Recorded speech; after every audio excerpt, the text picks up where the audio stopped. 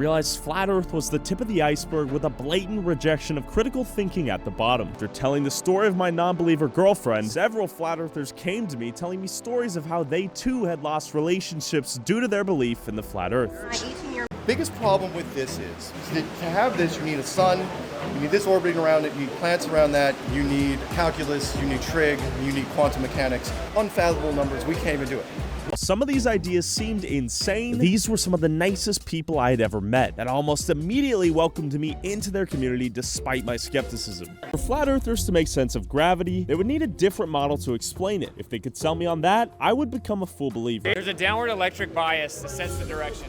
Wait, what?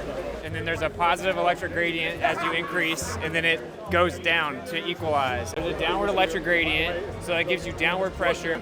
Turn that into labels. The higher you go, the more positive charge there is in the air. What's pulling you to follow the Earth? If you're already free from gravity, and the Earth is going, why are you following the Earth? What other force propels you to follow the Earth? You out in space and you're just hanging there by yourself, and Earth is going through the galaxy at 666 miles an hour. If you're already, what other force is pulling you to follow the Earth? Between the actual attractive force between the molecules. I don't have the time or decades to understand every field of science, right? We're relying on some level of expertise beyond us. Do you trust someone else who did the test for you? Doesn't that sound like Just a foundation of science, believing scientists should have done the same The experiments? more questions I asked, the less the Flat Earth made sense. I realized Flat Earth was the tip of the iceberg with a blatant rejection of critical thinking at the bottom. Ironically, this convention had reconverted me into a glober.